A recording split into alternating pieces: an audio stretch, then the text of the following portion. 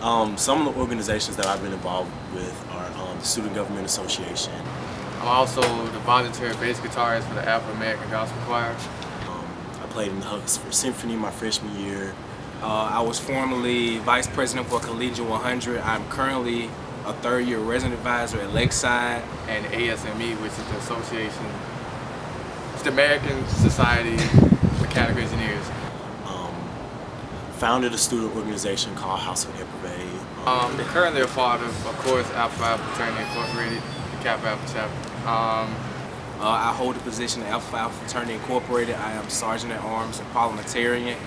I also joined the Kappa Alpha Chapter of Alpha Alpha Fraternity Incorporated. Also a member of NASB, which is the National Society for Black Engineers. I'm also in Phi Eta Sigma Honor Society. I'm in the National Society for Collegiate Scholars. That's about it off the top of my head right now. Upon coming to the University of Alabama, I was determined to leave here, well, not leave here rather, without leaving my mark on the campus. So I wanted to come here and I wanted people to know me for what I did. I wanted to set a precedent so that people coming behind me would have something to look up to. And so I was determined to do great things when I came here. When I got involved, I've always been the type of person who has to be involved. I hate being a regular student, not doing anything. I like to have my hand in something. It's just something that's in me. What made me get involved is reality.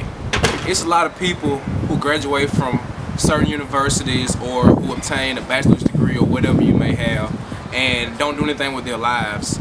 As far as being involved in this type of society, it's not what you know, it's who you know. So I want to be that type of person on this campus to know numerous of people, whether it's the president, secretary. What made me get involved?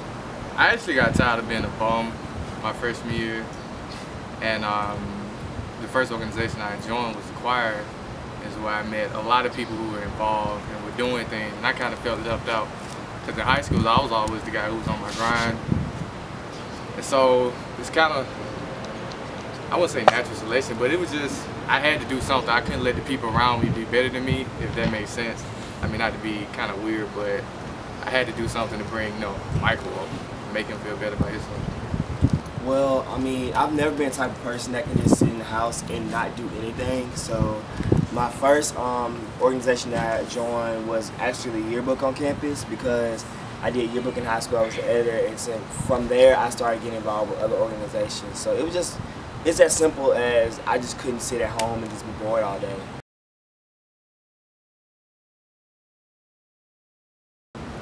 Being able to network and meet a lot of different people in a lot of different fields is a good thing about being involved. Like when I was a sales ambassador, we partnered with different corporations that came in, probably 2-3 times a week. And so I got to meet a lot of different corporate reps, and I was actually able to pitch some of these jobs and internships and things to some of the brothers in the organization. Even though I didn't go into most of them, but I helped other people do it. So just being able to network was one of the best things about being involved. Some of the perks of being extremely involved on campus, great networking. Anytime you're walking around campus, somebody knows you, is speaking to you.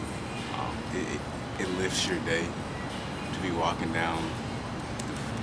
the Ferg, somebody speaking that you don't know. You always get invited places that you probably wouldn't have known about. I've been to several meetings that with organizations I just didn't know existed. Well, when I was involved, when I was an RA, I guess the biggest perk was the free toilet paper. That was the best perk. Like, I never paid for toilet paper.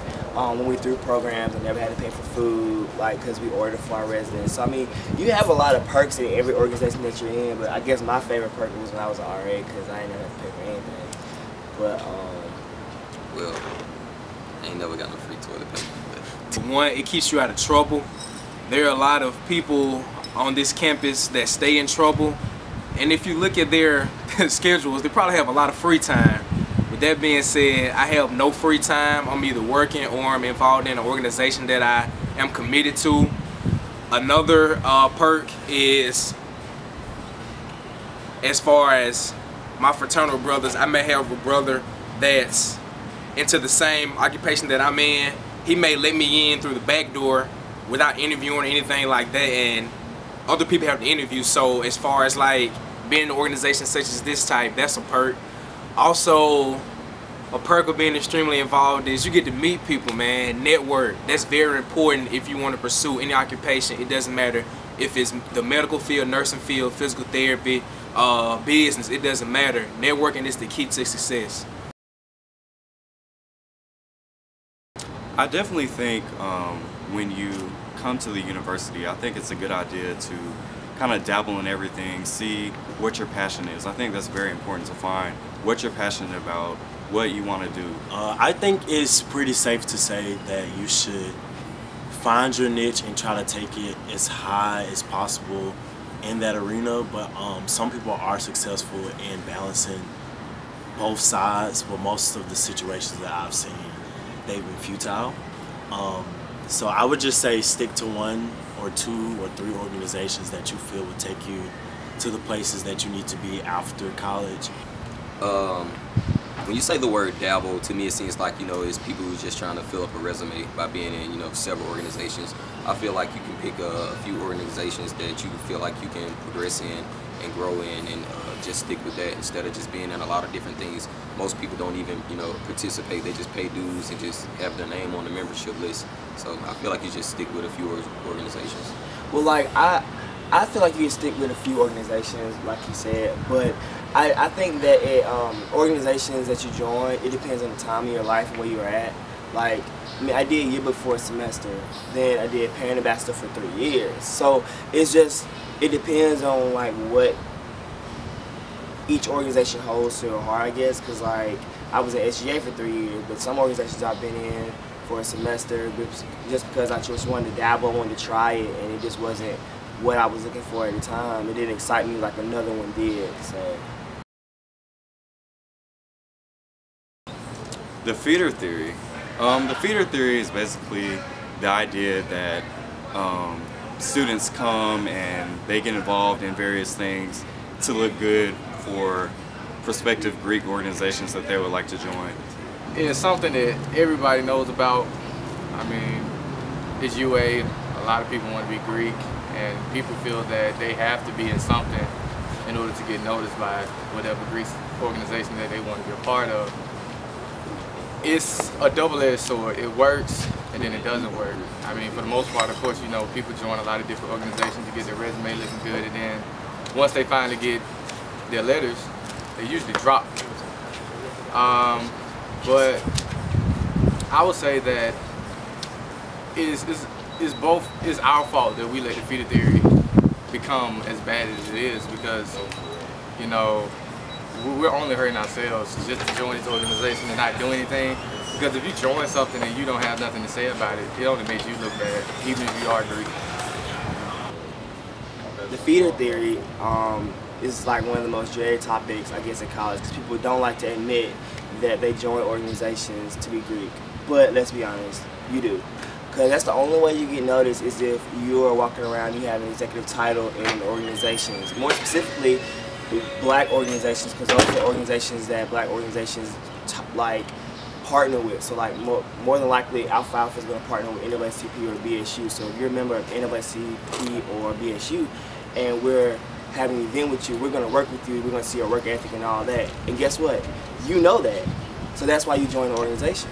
The feeder theory, it's not a bad thing to me, because it promotes getting involved. It helps students to start somewhere.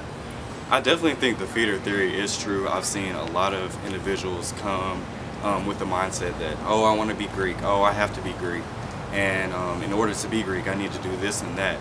And I think it's good to have the mindset that, hey, I want to be involved, I want to do this and that, but I think it's important for people to realize that you don't have to be Greek. That's not the reason you come to the university. You should do things to be involved just to better yourself for the betterment of that individual.